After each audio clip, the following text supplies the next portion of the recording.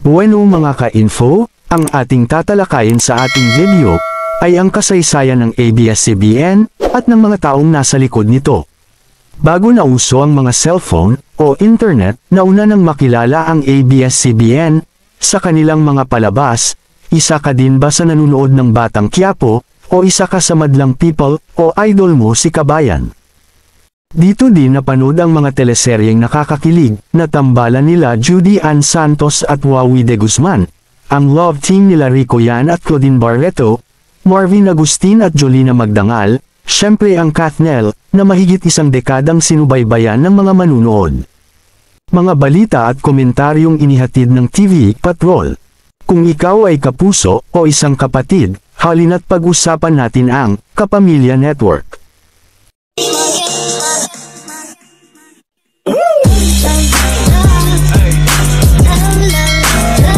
Ang Dong Puno Live ay isang Philippine talk show na broadcast ng ABS-CBN.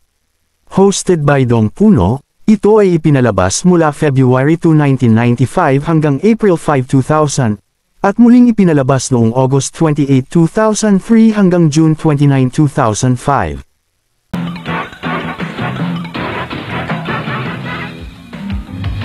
Good evening friends, patuloy ang debate sa death penalty at lalong mainit ang debate sa pagitan ng mga religious leaders. Tutol ang Catholic Bishops Conference of the Philippines. Iyan ang paliliwanag sa atin ni Bishop Teodoro Bacani. Ang The Inside Story ay isang palabas na public affairs sa telebisyon sa Pilipinas na isinahimpapawid ng ABS-CBN. Orihinal na hino-host ni Loren Legarda at Corina Sanchez, ito ay ipinalabas mula June 10, 1990 hanggang November 3, 1998.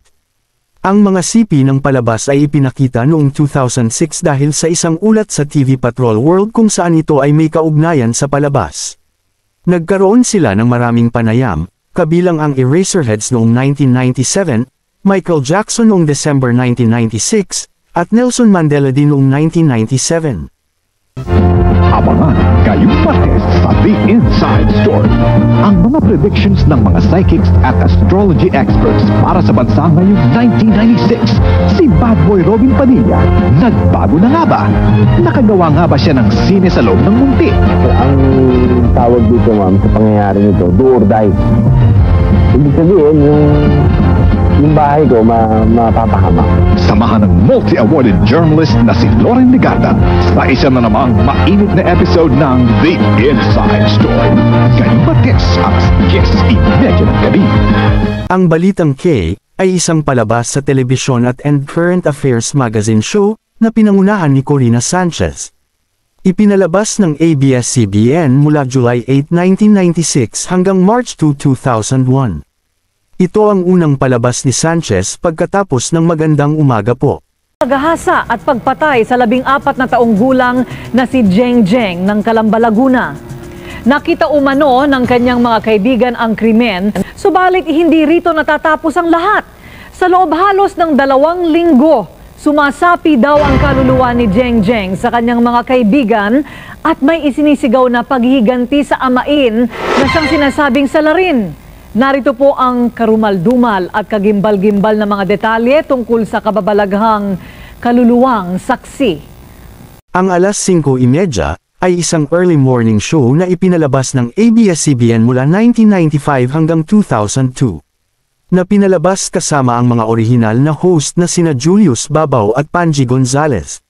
Pansamantalang umalis si Gonzalez sa show dahil sa nalalapit na pagpapakasal niya kay Eugenio Gabi Lopez III, na magiging chairman at CEO ng ABS-CBN mula noong 1997. Hanggang sa pinangalanan si Tintin Bersola bilang permanenteng kapalit sa kanya. Si Aida Gonzalez ang unang babaeng traffic reporter ng palabas, at si Alvin Elchico ay pumasok sa show mula noong 1997. Sina Julius Babaw at Cheryl Kusam ang magsisilbing pangunahing news anchor habang sina Tintin Bersola, Jeff Fernando at Ricky Kwek para sa lifestyle tips at iba pang feature segment, at si Ira Panganiban para sa sports. Ang bawat host ay magpapalit ng tungkulin para sa ilan na nawala, ngunit nagbabahagi ng parehong gawain sa isa't isa. Tuwing umaga alas 5:30, nanasamdong buong araw ko. Kapote. Oh, naku. Ay, nako. Samantala, Niyang telenobelang Kay Tagal Kang Hinintay, kung saan makakasama niya si Miss Lorna Tolentino at iba pang big star. Itinuturing ito ni Rica na isa sa pinakamalaking break sa kanyang career. May report si Mario Dumawal. Umikot na ang karir ni Rica bilang teen star, singer, host at sex symbol. Ngayon malaking katuparan anya ang maitampok naman bilang dramatic actress sa star-studded na Kay Tagal Kang Hinintay. Ang Umagang Kay Ganda ay isang Philippine television news broadcasting and talk show broadcast na ipinalabas ng ABS-CBN. Originally hosted by Edu Manzano, Pinky Webb, Lucky Mercado, Anthony Taberna, Alex Santos, Winnie Cordero, Denito Rose, Zenaida Siva, Ogie Diaz, Kim Atienza, Bernadette Sembrano, and Rica Peralejo. Ipinalabas ito sa morning line-up ng network mula June 25, 2007 hanggang May 5, 2020.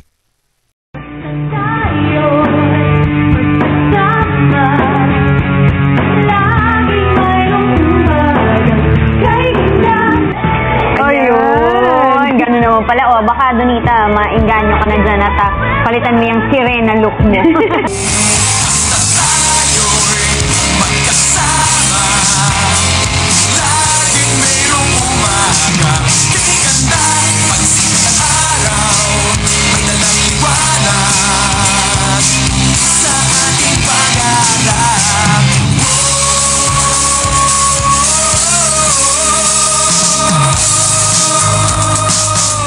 Ang Calvento Files ay isang serye ng dokumentaryo sa telebisyon sa Pilipinas na isinahimpapawid ng ABS-CBN. Hosted by Tony Calvento, ito ay ipinalabas mula December 15, 1995 hanggang October 2, 1998.